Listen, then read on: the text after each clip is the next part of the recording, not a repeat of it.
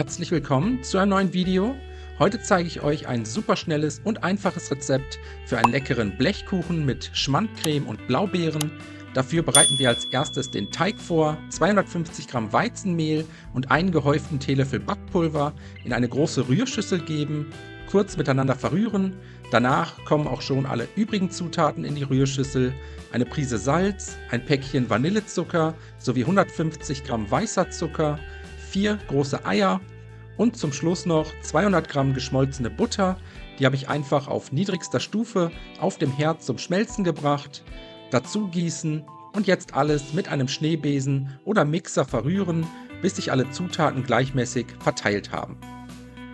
Den fertigen Teig auf ein mit Backpapier ausgelegtes Backblech geben, gleichmäßig bis in die Ecken glatt streichen und so geht das Backblech in den vorgeheizten Backofen bei 160 Grad Umluft oder 180 Grad Ober-Unterhitze für etwa 20 bis 25 Minuten, bis der Teig durchgebacken und eine goldbraune Farbe angenommen hat. Den fertigen Teig aus dem Ofen holen, jetzt auf einem Gitter komplett abkühlen lassen.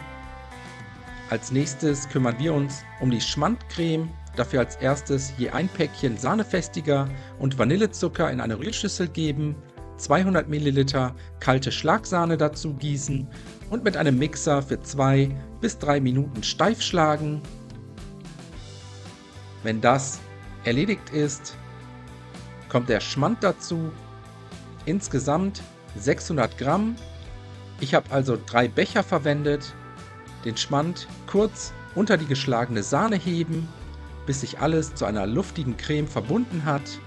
Die Schmandcreme können wir anschließend auf den ausgekühlten Kuchenboden geben, gleichmäßig auf dem Boden verstreichen und zum Schluss gebe ich noch Blaubeeren drüber. Hier könnt ihr natürlich auch andere Früchte oder Beeren verwenden. Einfach auf der Schmandcreme verteilen und dann sind wir fertig. Den Kuchen könnt ihr jetzt sofort servieren oder ihr stellt ihn nochmal kühl und serviert ihn später. Dafür einfach in Stücke schneiden und auf Tellern servieren. Ich wünsche euch schon mal einen guten Appetit, ein sonniges Wochenende, viel Spaß beim Nachbacken. Bis zum nächsten Mal.